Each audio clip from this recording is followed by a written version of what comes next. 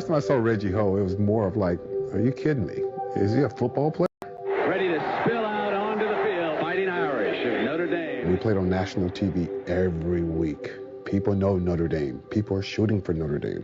The spotlight is on you. Now here you are, and coming out for the field goal, this 5'5", 135-pound kicker. Reggie Ho from Hawaii, who will attempt this field goal. Well, I think he is 5'5". Kind of became a folk hero. I never expected Reggie Ho to become a folklore legend at Notre Dame. You know, without him, and who knows what that season turns out to be.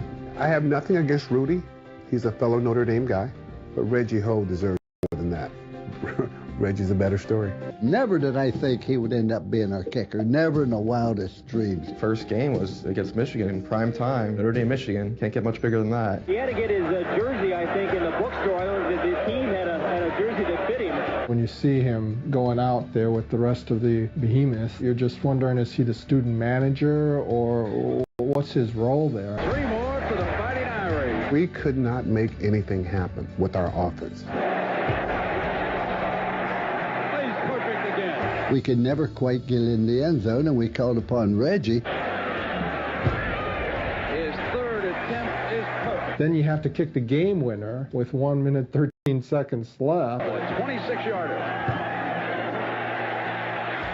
And he ended up kicking 4 for 4 field goals. Reggie Ho was our savior that day. 4 field goals, tying a Notre Dame record. If you said, Coach, to beat Michigan, you're going to have your place kicker kick 4 field goals. I said, well, we lose. But the guy was unbelievable. And he made every one of them right down the middle. Hey, God bless him. We won the game because of Reggie Ho. Well, you know you're good when ESPN does a 30 for 30 on you, and joining us now is Dr. Reggie Ho, the kicker from the 1988 National Championship team. Welcome to ABC57 Kickoff. Thank you. Pleasure to be here. Well, you have such an incredible story, and you came to Notre Dame as a student and decided to try out to be a walk-on, but it took you a couple of tries before Lou Holtz gave you a chance. And how was that?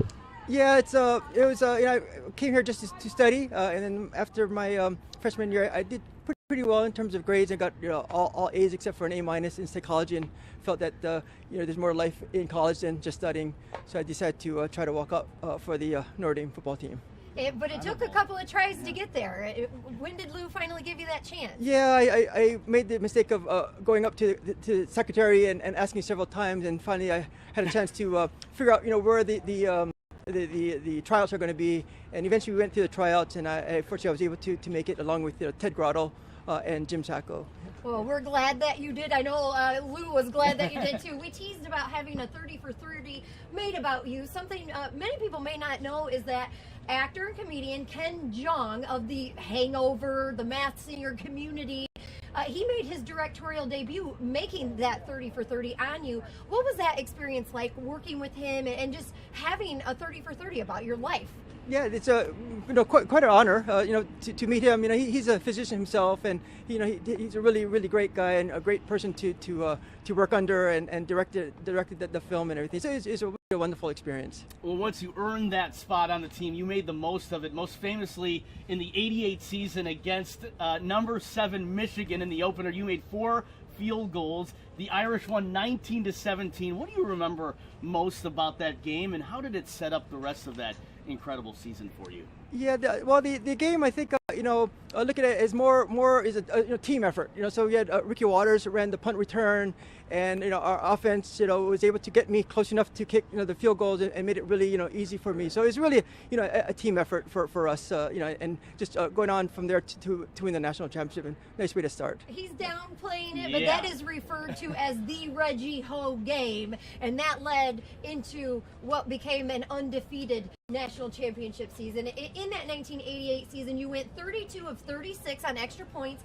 9 of 12 on field goals, and according to Coach Holtz, you had a unique kicking style. How would you describe your style, and what was the longest kick of your career? Yeah, so I guess I had a kind of unusual, unorthodox style because I'm kind of small, so I couldn't kick the ball that far. So I tried to pull it and do ways to use physics to try to make the ball as far as I can. But that being said, I was really the short field goal kicker. So Billy Hackett was a long field goal kicker. So mine was within the 40 yards, and so my longest in the actual game was like 38 yards. Okay, and you kept the ball low, right? I tried to get higher up. At the time, we had tees that we could use 2-inch tees. So I would kick the ball and first try to get it above the lineman. Well, after your playing career, of course, you went on. We introduced you as Dr. Reggie Ho. You're now a cardiologist in New Jersey. And at what point in life did you know you wanted to take that path, and how rewarding has it been? Yes, I think I started to think about medicine maybe my sophomore year when we started to have to declare our major. And then I went on to medicine and to cardiology, and I do cardiac electrophysiology, and it's been very, very rewarding. It's it's a service that I can provide, and some of the most satisfaction I have as a professional is to be able to take care of patients and sometimes save their lives, and just as importantly, give quality to them, when they're pretty sick. So it's quite an honor. One time you were back for Holtz's Heroes, and Ned Bolkar, one of your teammates from that national championship team, shared a really neat story about a family member who was in the hospital that you were working at. Can you kind of remind us about that story? Yeah, so Ned's father had heart failure, and at the time I was at Penn, and so I went over to every day that he was there just to be able to help him in any way. I wasn't taking care of him directly, but just to when you're in the hospital, it's kind of tiring. I mean, it's kind of hard for them. So I want to be there to cheer him up and everything. And yeah. But you originally didn't even know that was Ned's father. You just saw that last name Bolkar on the door, right?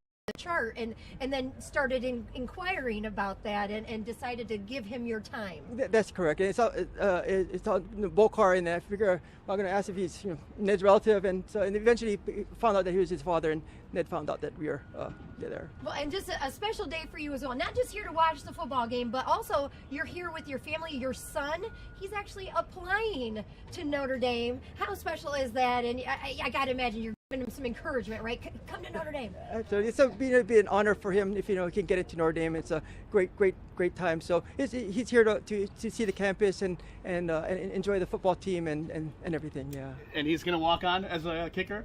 Oh, we'll see. He has trouble wearing helmets, so I think I'm not too sure he wants to. Well, we appreciate having you. Tell me, what was that? Didn't you have a little signature move that you would do after you'd make a field goal too? Yeah, it's just a way to, I guess, when I was kicking the field goal, just a way to prepare for each kick and get my mind off of the intensity of the moment. All right. Awesome. Well, thank you so much, Dr. Ho. We appreciate you joining us, and hope to have you back sometime. And good luck to your son. I hope he makes it here and gets into Notre Dame and follows in Dad's footsteps. Thank you so much. Thank you. All right. Well, we still have much more to come here on ABC57 Kickoff. Stick around.